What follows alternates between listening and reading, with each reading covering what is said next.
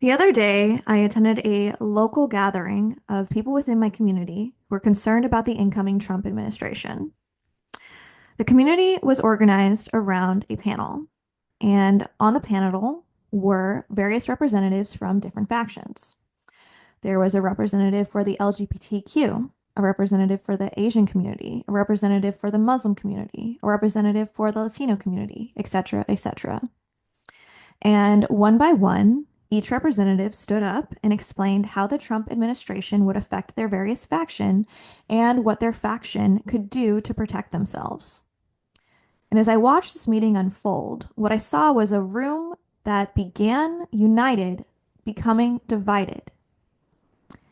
And what I saw was the same breakdown that I've been seeing for the last 8 years within the American people. We have spent so much time focusing on what makes us different and fighting against each other that we have allowed a corrupt and malicious government to take power, and we have been too divided to work together to stop it. And the way of viewing the situation is absolutely false because what affects one group does not affect them in isolation because it slowly normalizes the destructions of the values of America that we have taken for granted. Recently, Donald Trump has made a move to end birthright citizenship. This is a direct violation against the 14th Amendment. The Constitution, which was put in place to protect the people of the United States against corrupt political powers and to guarantee us basic fundamental rights. And this has been violated before our eyes. It doesn't matter if currently this doesn't affect you. Because today you might be comfortable considering yourself a citizen. You might be considered a citizen by everyone else. But tomorrow, there's no guarantee that will stay the same. Trump has made a move to pardon violent criminals who enacted acts of terror against police officers within his name. If you're watching my video, it is very unlikely that those violent acts affected you directly, but tomorrow they could. And the people that perpetuated them are very unlikely to face consequences for this. Today, you might be rich. Today, you might be what our society considers white, and you might have all the quote unquote privileges that come with that. You might be male. You might be straight. You might have all of the boxes that people check for privilege. But tomorrow, something about you could not align with the governmental interests, and you could lose absolutely everything.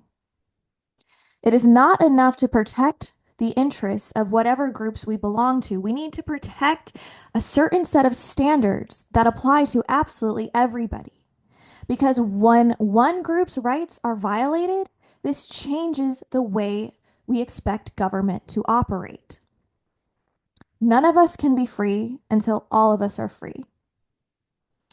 Today, my city is on fire.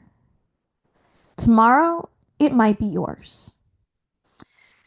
And what we expect today is what we can hope to uphold tomorrow. We need to stop fighting against each other. This is not the quad in college, and you're not trying to find the perfect clique. And people are not your enemy just because the system might currently right now benefit them more than they do you. And if somebody is not being treated fairly, that is not a them problem. That is an us problem.